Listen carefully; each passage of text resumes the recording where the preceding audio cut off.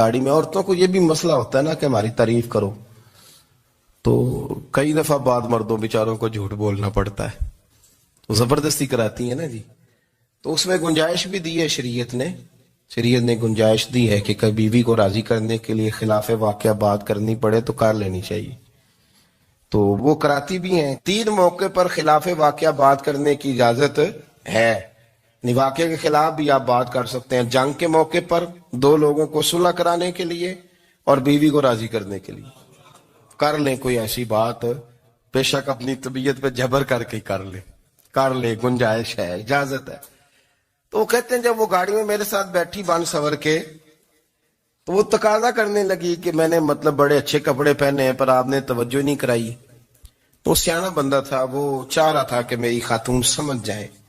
وہ کہتے ہیں مجھے پتا تھا کہ بیچاری مس گائیڈ ہو گئی ہے، دل کی بڑی اچھی ہے، سیانی ہے، لیکن اس کو نا کچھ خواتین نے، کچھ لوگوں نے مل کے اس کو ذہن غلط کر دیا ہے کہ سماج میں نکلو، باہر جاؤ، کام کرو، فلاں کرو، اپنی مرضی سے جیو. تو میرے ساتھ گاڑی میں بیٹھی کہیں جانے کے لیے، تو مجھ سے کہنے لگی کہ آپ نے میری طرف توجہ ہی نہیں کی، آپ نے کوئی ذکر ہی نہیں کیا کہ میں کیسی لگ رہی ہوں. تو وہ کہتے ہیں میں نے اسے کہا کہ اگر تو ناراض نہ ہو تو پھر میں صحیح والی تعریف کر دوں. تو اس نے کہا کہ آپ کر دیں. تو کہتے ہیں میں نے درد سے اور خلوص سے اپنی بیوی سے کہا، خلوص کے ساتھ. میں نے کہا میں تو روز گھر ہوتا ہوں، روز شام کو گھر ہوتا ہوں، اگر تو میرے لیے تیار ہوتی تو میں تیری تعریف کرتا، لیکن آج تو باہر جانے کے لیے تیار ہوئی، تو پھر ان سے تعریف کی امید رکھ جن کے لیے تو نے تیاری کی ہے. میرے لیے تیاری کرتی تو میں تو ہر شام تیرے پاس ہوتا ہوں. کہتے ہو میرے لفظوں میں درد تھا تو وہ بھی رو پڑی اور کہنے لگی آپ گاڑی روک دیں، مجھے باہر جا کے کسی کو راضی نہیں کرنا، میں نے اسے راضی کرنا ہے جس کو رب کریم نے میرا شوہر بنایا اور میرے لیے منتخب کیا ہے، میرے ماں باپ کو. میں واپس لوٹتی ہوں. یہ ایک پہلو ہے سلگتا ہوا، اس کو سمجھا جائے. رسول کریم صلی اللہ علیہ وسلم عرب کی کواری لڑکیوں سے زیادہ حیا والے تھے، کواری لڑکیوں سے زیادہ حضور حیا فرمایا کرتے تھے. جب خانہ کعبہ کی مکہ شریف میں تعمیر ہو رہی تھی نا، اہل عرب اس کو تعمیر کر رہے تھے، تو نبی پاک صلی اللہ علیہ وسلم اپنے چچا حضرت عباس کے ساتھ خانہ کعبہ کی تعریف میں مصروف تھے. تو عرب کے لوگ چونکہ لمبا کرتا پہنتے تھے پیروں تک، تو نیچے اگر کسی وقت کوئی چیز نہیں بھی ہوتی تھی تو کسی کو وہ نظر نہیں آتی تھی، چونکہ پردہ رہتا تھا، لمبا کرتا پہنا ہوا ہوتا تھا. تو جب بچے، سرکار کی عمر مبارک بھی ابھی تھوڑی تھی، تو اس طرح بچے جب نکلتے تو وہ کئی دفعہ اپنی تہمت اتار دیتے نیچے سے، اور کوئی مزدوری کرنے لگتے تو 3-4 طے کر کے نا تہمت کی کندھے پہ رکھ لیتے. جس طرح کبھی دیہاتوں میں لوگ کپڑا سر پہ رکھتے تھے کہ اوپر اگر کوئی وزنی چیز رکھیں گے تو وہ تکلیف نہیں دے گی. نبی پاک صلی اللہ علیہ وسلم بھی سب لوگوں کے ساتھ خانہ کعبہ کی تعمیر میں شامل تھے. تو حضرت عباس رضی اللہ تعالیٰ انہوں نے کہا حضور سے، ابھی اعلان نبوت بھی نہیں فرمایا تھا، بھتیجے آپ بھی تامد اتاریے، یہ صحیح مسلم میں حدیث موجود، اور اس کو کندھے پہ رکھ لیجیے، آپ اینٹیں اٹھا کے لا رہے ہیں تو ذرا آپ کو تکلیف نہیں ہوگی.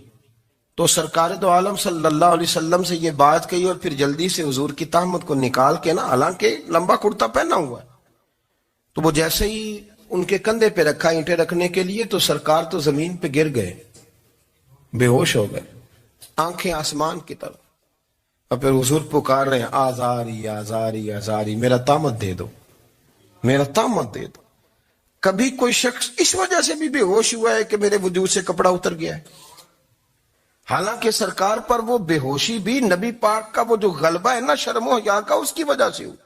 ورنہ تو حضور فرماتے ہیں کہ میری آنکھیں سو جاتی ہیں، دل تو میرا اس عالم میں بھی جاگتا رہتا ہے. تو سرکار زمین پہ تشریف لے آئے، آنکھیں میرا تامت دے دو، میرا تامت دے دو. تو جلدی سے انہوں نے تامت دیا تو حضور نے باندھ لیا. پھر طبیعت مبارک میں تسلی ہوئی.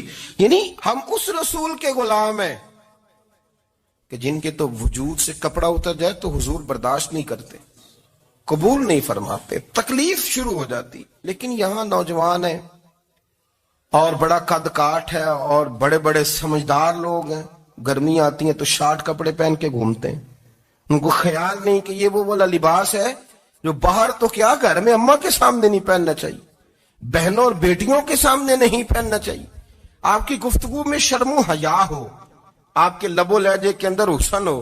آپ کو پتہ ہے نبی پاک صلی اللہ علیہ وسلم نے فرمایا میری امت میں سب سے زیادہ حیا کرنے والے عثمان غنی ہیں، عثمان غنی سب سے زیادہ حیا کرنے والے۔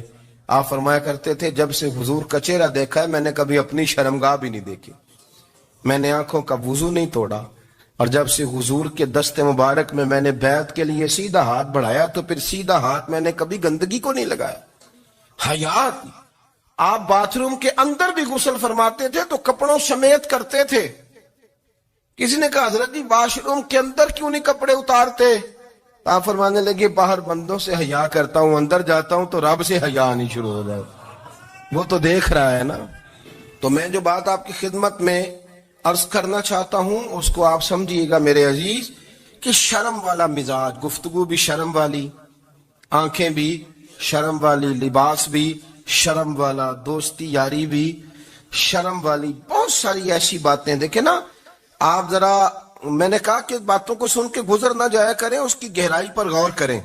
حضور علم کا سمندر ہے، سرکار سے زیادہ علم دنیا میں کسی کے پاس موجود نہیں ہے، اور صحابہ کو موقع ملا ہوا ہے اس سمندر سے فیض لینے کا، لیکن ان کی حالت یہ ہے کہ حضرت علی المرتضیٰ فرماتے ہیں 14 دن گزر جاتے، حضور سے کوئی سوال پوچھنا ہوتا تھا پر میں شرم کے بارے نہیں پوچھ پاتا تھا۔